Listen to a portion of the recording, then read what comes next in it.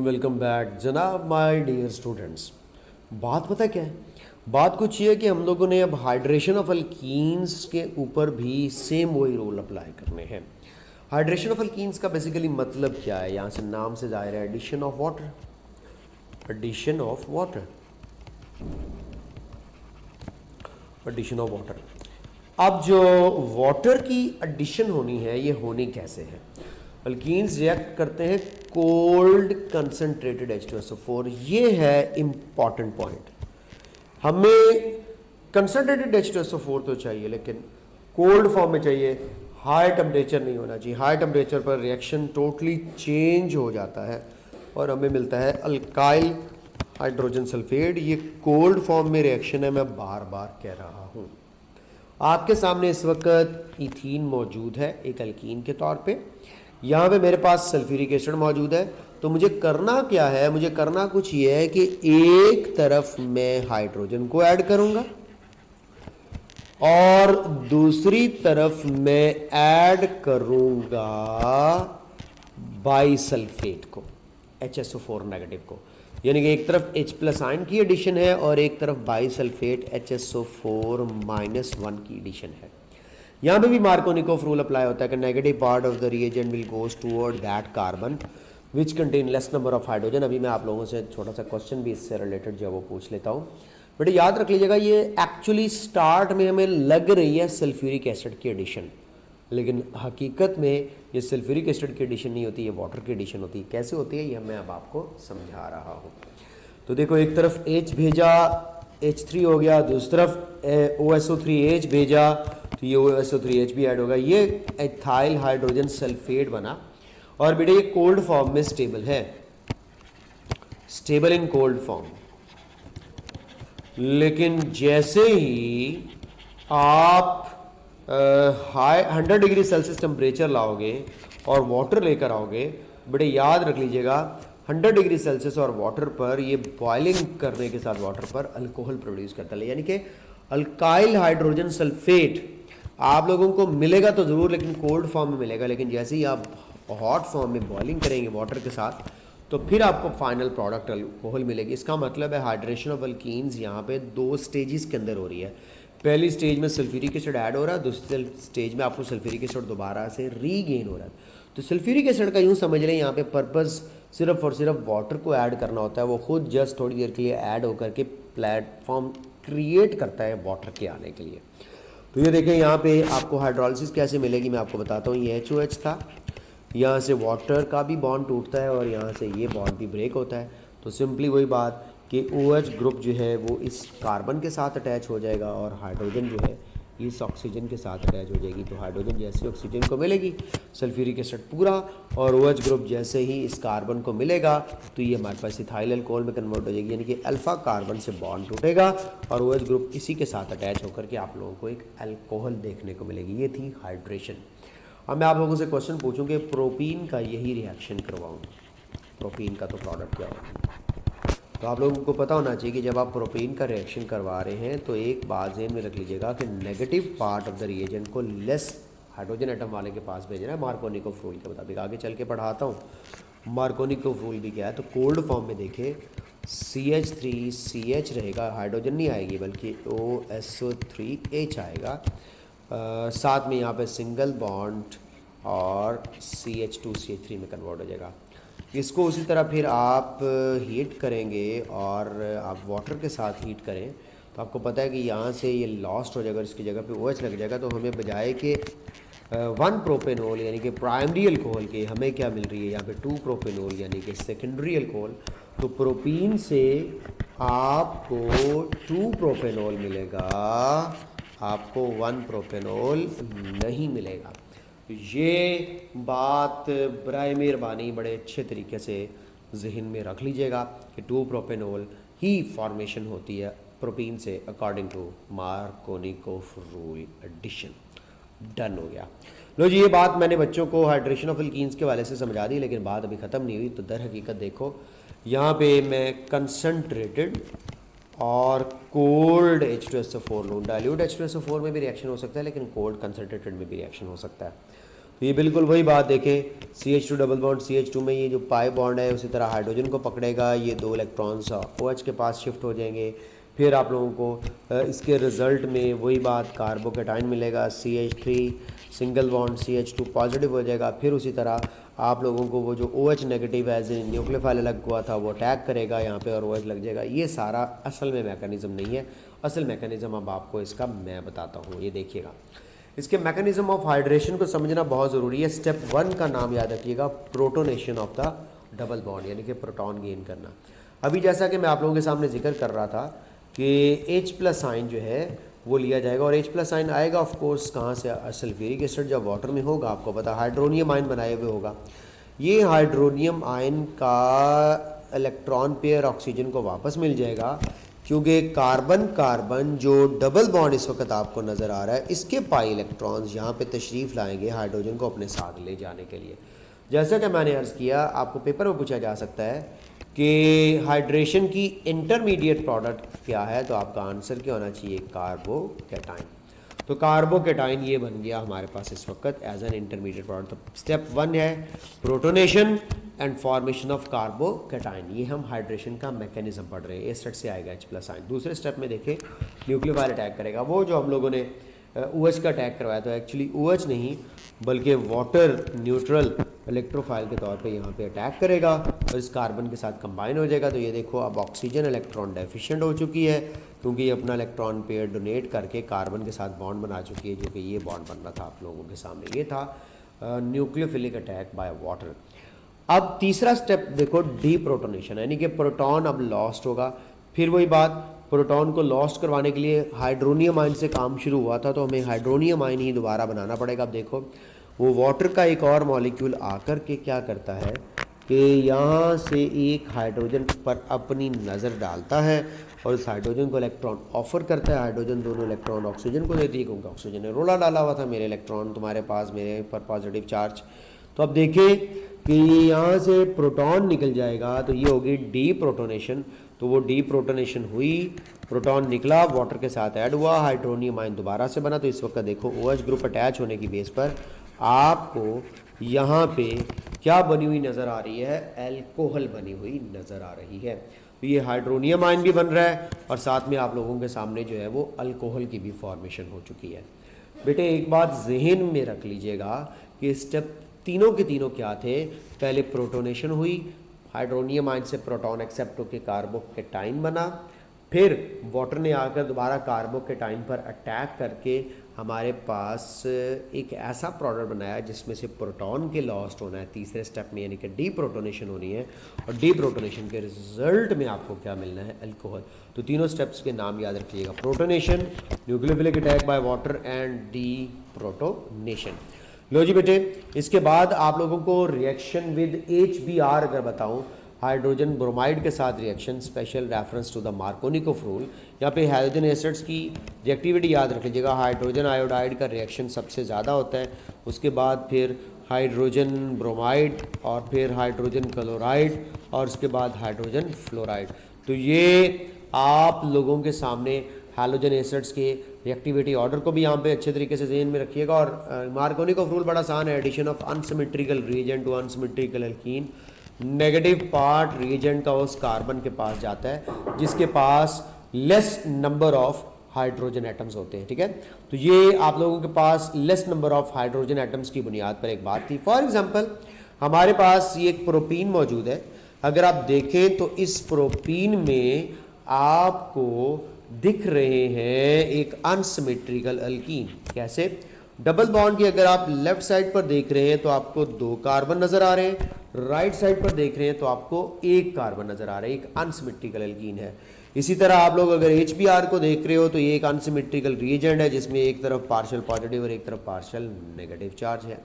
मैं रीज़न भी बताता हूँ, अभी आपको मैकेनिज्म बताएगी कि ऐसा क्यों होता है। नेगेटिव कभी आपने सोचा होगा कि Y negative part goes toward that carbon which contain less hydrogen atom. तो देखो ये हमारे पास ब्रोमीन जो है ये इस हाइड्रोजन के पास, इस कार्बन नंबर 2 के पास अगर जाती है तो ये हमारे पास बनता है 2 ब्रोमोप्रोपेन, जो कि मार्कोनिकोफ प्रोडक्ट है, मार्कोनिकोफ प्रोडक्ट है।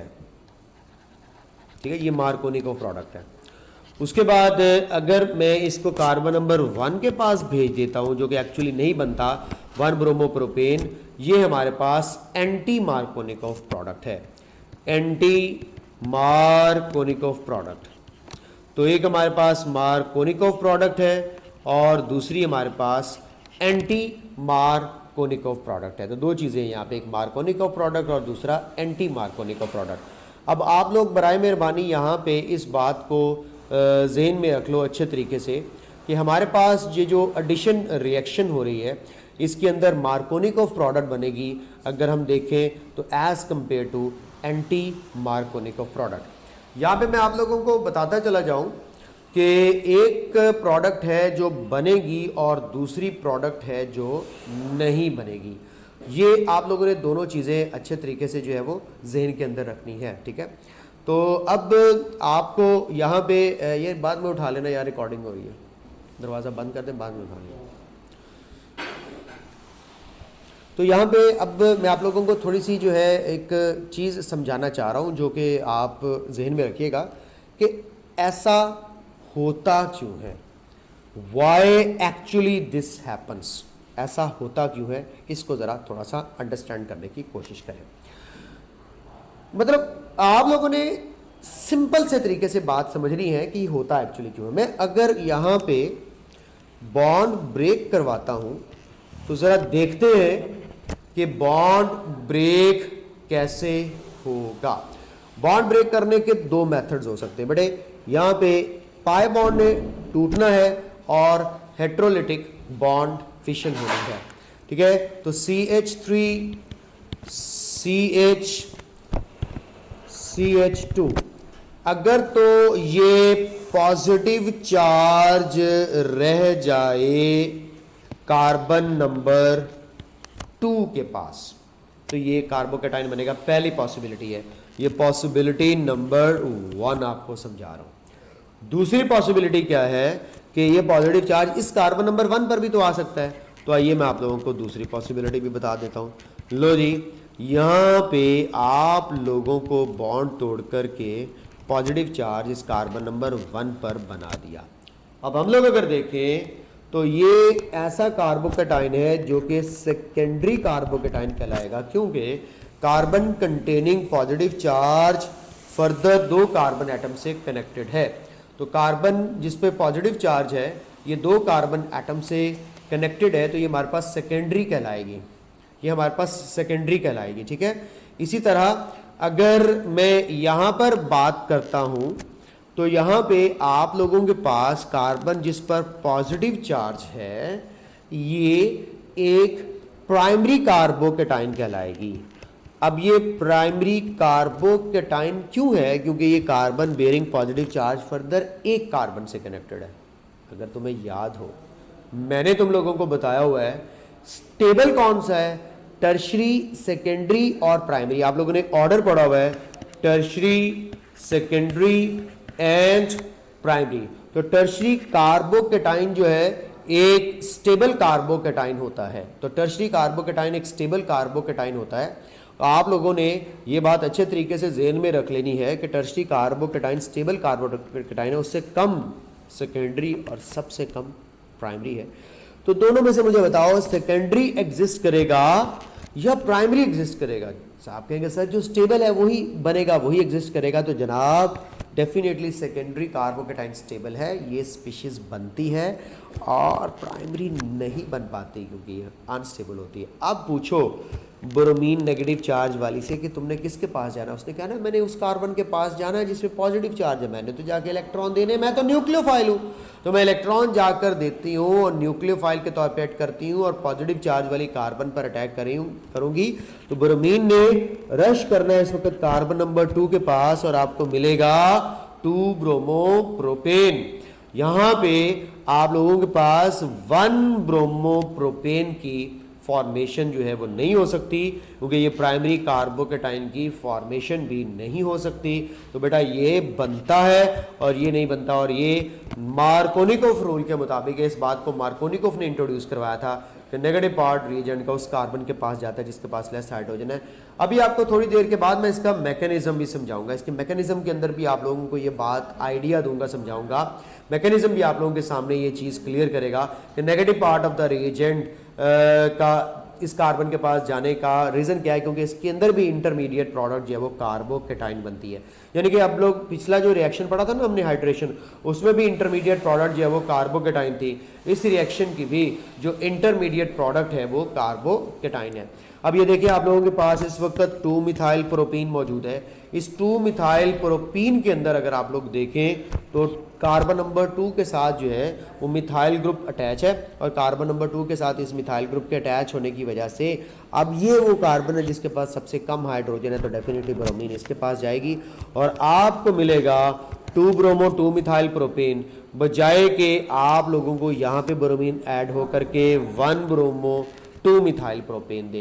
तो ये सारी की सारी जो एडिशन हो रही है ये according to Markovnikov rule addition हो रही है। आप लोगों को मार्कोनिकोव रूल तो मैंने समझा दिया, अब आप लोगों को थोड़ा सा इसका मैकेनिज्म भी समझाता हूँ। तो आइए ज़रा मैकेनिज्म को भी थोड़ा सा अंडरस्टैंड करें। स्टेप नंबर ये स्टेप में इंक्लूड नहीं होता जिसमें आप लोग जहाँ पे एक हेट्रोलिटिक फिशन करवा रहे हो, क्योंकि ये अनसिमेट्रिकल रिएजेंट था, एक्वियस मीडियम होगा। तो आप लोगों को पता ही है कि ब्रोमीन दोनों इलेक्ट्रॉन लेके चलता बनेगा और Br नेगेटिव बन जाएगा आप लोगों के सामने, और यहाँ पे अगर आप लोग देखो तो आप लोगों के पास H+ आयन बन जाएगा। तो फर्स्ट स्टेप के अंदर आप लोगों के पास H+ और Br नेगेटिव की फॉर्मेशन हो रही है, ठीक है। यहाँ पे आप लोगों को देखो सबसे पहले स्टेप 1 देखना है, तो स्टेप 1 है जनाब फिर वही बात प्रोटोनेशन। प्रोटोनेशन का मतलब मैं कह सकता हूं कि इलेक्ट्रोफिलिक अटैक। स्टेप 1 में इलेक्ट्रोफिलिक अटैक हो रहा है। तुम्हें पता है यार अल्कीन्स ने इलेक्ट्रोफिलिक रिएक्शन ही शो करने, पहले स्टेप में इलेक्ट्रोफिलिक अटैक हो रहा है। तो ये जो दोनों इलेक्ट्रॉन्स हैं ये हाइड्रोजन की तरफ लपकेंगे, क्योंकि बेचारी लुटी पुटी हुई हाइड्रोजन आई हुई है जिसके पास कोई इलेक्ट्रॉन मौजूद नहीं है। ये हाइड्रोजन लेने के बाद देखो सेकेंडरी कार्बोकेटाइन बनेगा, प्राइमरी कार्बोकेटाइन नहीं बनेगा, क्योंकि मैं ये के सामने बना सकता हूँ कि हाइड्रोजन दूसरे के पास भेज दूँ, और इस तरह से भी सूरत हाल बन सकती थी सेकेंड प्राइमरी कार्बोकेटाइन की। लेकिन बेटे ये प्राइमरी कार्बोकेटाइन नहीं बनता क्योंकि सेकेंडरी मोर स्टेबल होता है। ये रिएक्शन है स्लो और रेट डिटर्मिनेशन स्टेप। दूसरे में देखें ब्रोमाइड आयन आएगा और ऑफ कोर्स कार्बोकेटाइन पे अटैक करेगा, ये न्यूक्लियोफिलिक अटैक है। तो स्टेप 2 है न्यूक्लियोफिलिक अटैक। न्यूक्लियोफिलिक अटैक है स्टेप नंबर 2 में। ये रिएक्शन क्या होता है फास्ट, और आपको मिलता है 2 ब्रोमोप्रोपेन। तो इस तरह से ये कंप्लीशन होती है हमारे पास हैलोजन के एसिड की एडिशन, हैलोजन एसिड की एडिशन। आप वो मार्कोनिकोव प्रोडक्ट भी समझा दूँ, क्या ख्याल है? मार्कोनिकोव प्रोडक्ट के साथ साथ अगर एंटी मार्कोनिकोव बनानी है तो क्या? वापस चलते हैं। आप अगर फॉर्म कर रहे बना रहे हैं मार्कोनिकोव प्रोडक्ट, तो डेफिनेटली ये मार्कोनिकोव प्रोडक्ट बनती है एक्वियस मीडियम के अंदर, याद रख लीजिएगा। लेकिन अगर एक्वियस मीडियम की बजाय आप हाइड्रोजन पेरोक्साइड यूज करें तो तुम्हें पता है ये फिर 2 ब्रोमोप्रोपेन नहीं बनेगा। हाइड्रोजन पेरोक्साइड की मौजूदगी में मैकेनिज्म चेंज हो जाता है और आपको 1 ब्रोमोप्रोपेन मिलेगा, यानी कि एंटी मार्कोनिकोव प्रोडक्ट मिलेगी।